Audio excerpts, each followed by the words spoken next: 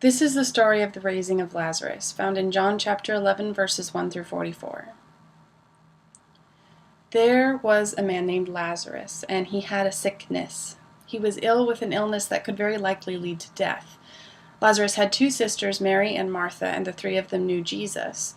They knew Jesus pretty well. At one point, Mary had anointed his feet with precious burial oils, rinsed them with her tears, and dried them with her hair. This is something that she did because she knew that Jesus was precious and destined to have a brush with the grave and worthy of her tears.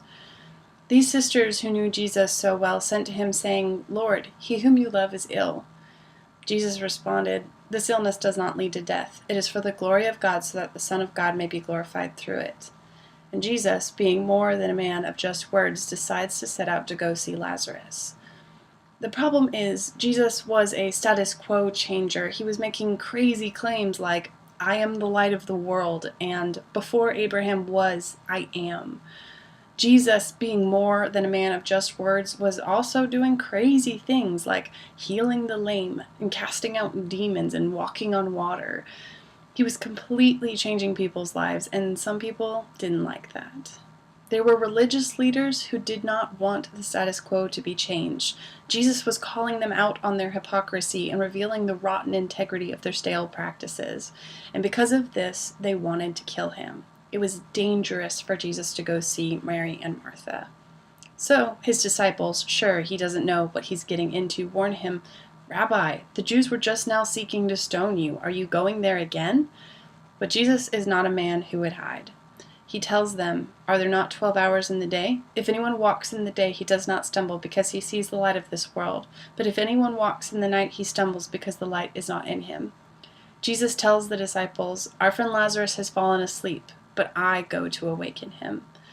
The disciples, thinking physically, thinking literally, thinking short term, say, "Lord, if he has fallen asleep, he will recover." Jesus then tells them plainly that what he had meant was that Lazarus had died. He tells them, thinking spiritually, thinking purposefully, thinking of the long term, "For your sake I am glad that I was not there, so that you may believe. But let us go to him." When Jesus arrives at the place of Mary and Martha, it has been 4 days since Lazarus has died.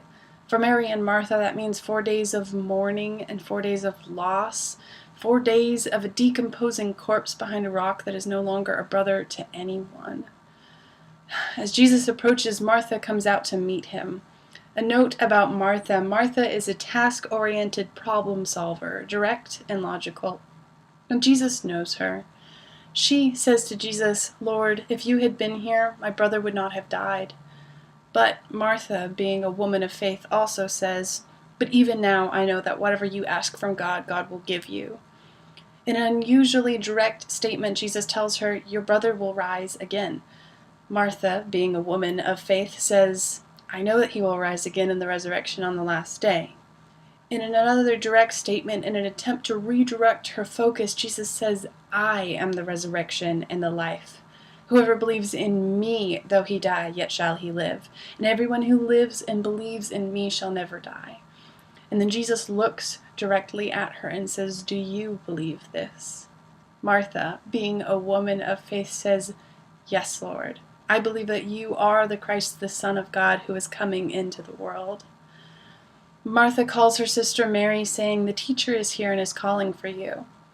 A note about Mary. Mary is emotional and relationally oriented, and Jesus knows her. Hearing that the teacher is calling for her, Mary, who loves relationships, goes out to meet him. She falls at his familiar feet and says, "Lord, if you had been here, my brother would not have died." Being a woman of emotion, she begins to cry. Jesus is greatly moved by Mary's tears. He asks, "Where is the tomb?" like a doctor asks, "Where does it hurt?" And Jesus, being also a man of emotion, goes to the tomb and also weeps.